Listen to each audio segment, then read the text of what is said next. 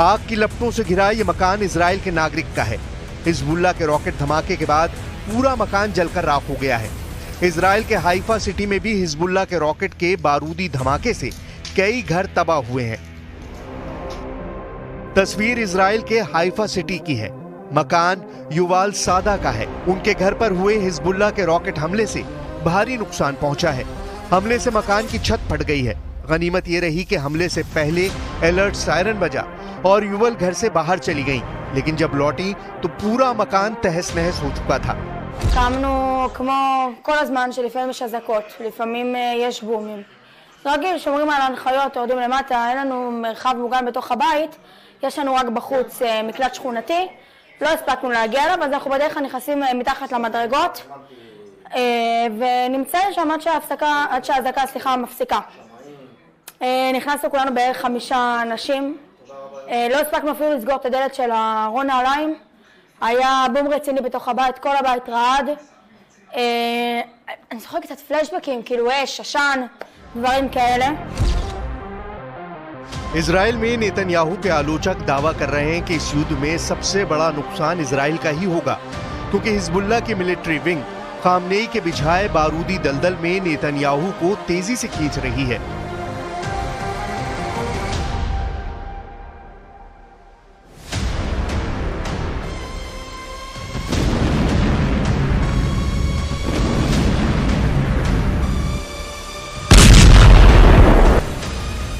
Gaza युद्ध में उलझे नेतन्याहू को खामनेई के प्लान के हिसाब से Hezbollah chief Nasrallah Lebanon front पर उलझे।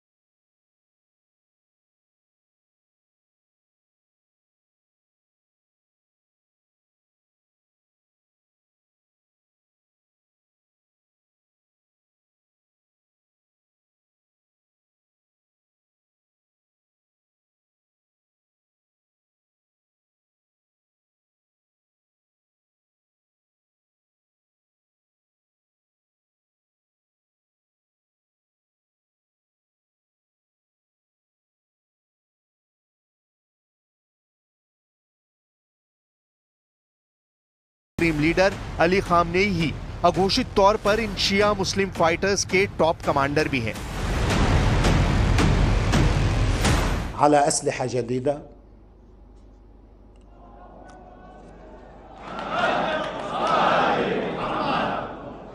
طبعا ما حقول شو هي الأسلحة الجديدة، هي بتبين بالميدان وقت اللي بيتاخد أواه بتبين.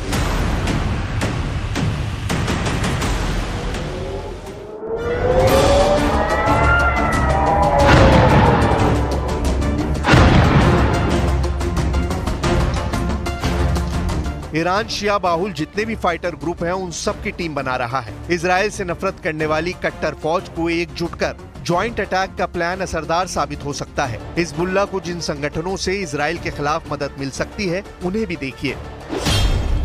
इजराइल के खिलाफ लेबनान का अमल मूवमेंट गुट हिजबुल्लाह का सबसे बड़ा साथी बनेगा। लेबनान में अमल मूवमेंट की हिजबुल्लाह की तरह राजनीतिक और मिलिट्री विंग है। अमल मूवमेंट के लेबनान संसद में सबसे ज्यादा 14 सदस्य हैं। मुस्तफा चमरान का बनाया अमल मूवमेंट इजराइल से 1978 में युद्ध लड़ चुका है। लेबनान से बाहर हिजबुल्लाह के साथ पाकिस्तान की ज़ैनब ब्रिगेड जुड़ेगी। ज़ैनब ब्रिगेड में ज्यादातर ईरान के शिया मिलिशिया लड़ाके हैं। सीरिया के गृह युद्ध में ज़ैनब ब्रिगेड ने बहुत बड़ा योगदान दिया था।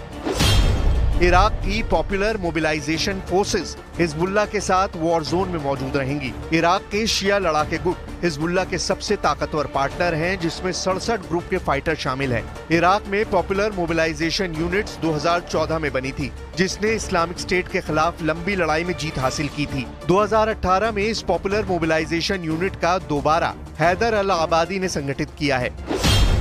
रूस की प्राइवेट आर्मी के तौर पर कुख्यात वैगनर लड़ाकों से मदद मिलने की उम्मीद भी हिजबुल्लाह को है। इसके साथ अजरबैजान के कई गुट युद्ध में हिजबुल्लाह का साथ दे सकते हैं।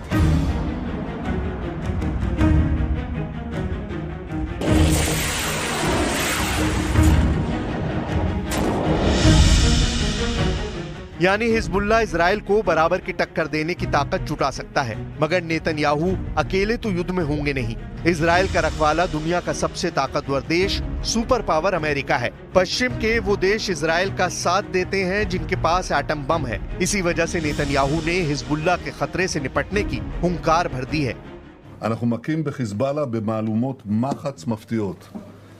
לפני 3 שבועות אנחנו חיסלנו את הרמטכ"ל שלו, היום סיכלנו את תוכנית התקיפה שלו, נסראללה בביירות וחמינאי בטהרן. צריכים לדעת שזהו צעד נוסף בדרך לשנות את המצב בצפון ולהחזיר את תושבינו בבטחה לבתיהם, ואני חוזר ואומר, זה לא סוף פסוק. नेतन्याहू की धमकी के बाद लेबनान में युद्ध का डरावना माहौल है। लेबनान से विदेशी नागरिकों ने निकलना शुरू कर दिया है। लेबनान में यात्रियों को फ्लाइट कैंसिल होने से बड़ी परेशानी का सामना भी करना पड़ रहा है।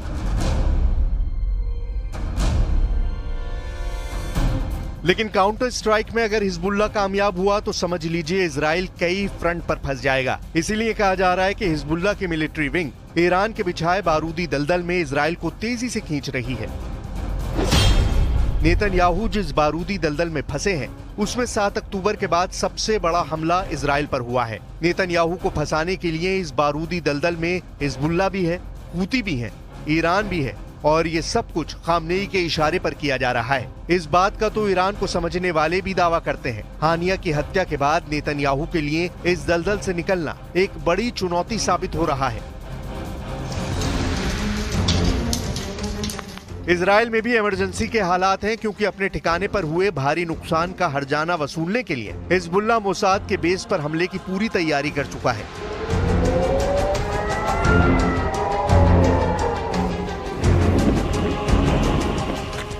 इजराइल डिफेंस फोर्सेस ने भी इस हमले का अनुमान लगा लिया है। हिजबुल्लाह फाइटर इस बार नेतन्याहू को चौंकाने वाला अटैक अंजाम दे सकते हैं।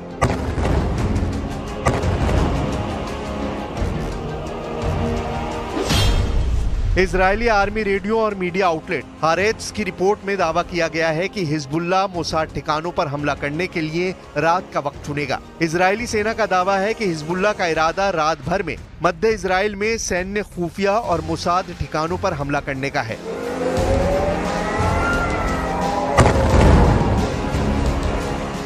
हिजबुल्लाह के हमले से निपटने के लिए इजराइल की पूरी फौज तैयार है। नेतन्याहू के जंगी जेट, डिफेंस सिस्टम, विध्वंसक मिसाइलें रेडी टू फायर हैं। इतिहास गवाह है कि इजराइल दुश्मन को तबाह करने के बाद ही रुकता है। वहीं लेबनान में हिजबुल्लाह लड़ाकों ने इजराइल में घुसकर आर पार के युद्ध का ऐलान कर दिया है।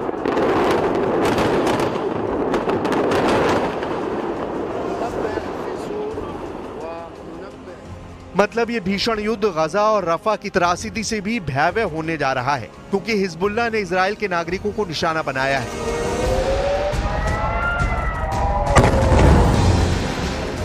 इजराइल अपने किसी भी नागरिक की जान के लिए दुश्मन देश को बर्बाद करने से हिचकता नहीं। नेतन्याहू के अगले एक्शन की भनक लेबनान को लग चुकी है।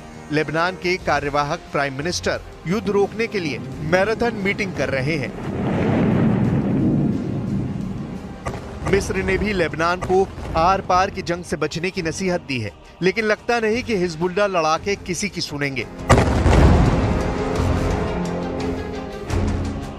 अपने कमांडरों की मौत का बदला लेने के लिए बेताब हिजबुल्लाह चीफ हसन नसरल्लाह भी नेतन्याहू को बड़ा झटका देने की तैयारी में है। हालांकि इजराइल की मिलिट्री पावर के सामने हिजबुल्लाह का टिकना मुश्किल है। ईरान की मदद के बगैर हिजबुल्लाह का हश्र हमास जैसा ही होगा। मगर ईरान के supreme leader Ali Khamenei Hezbollah chief Nasrallah को बचाने की हर मुमकिन कोशिश में जुटे हैं। वजह है उनका लेबनान से पुराना रिश्ता। मुमकिन ये भी हो कि नेतन्याहू को 4 फ्रंट पर उलझाकर ईरान हानिया का हिसाब बराबर करे। ये बखेड़ा इस्माइल हानिया की मौत से शुरू हुआ है, जिसे इजराइल ने ईरान में घुसकर मार डाला। हमास के सुप्रीम लीडर की मौत का बदला लेने के लिए ईरान इजराइल को बर्बाद करने की धमकी पहले ही दे चुका है।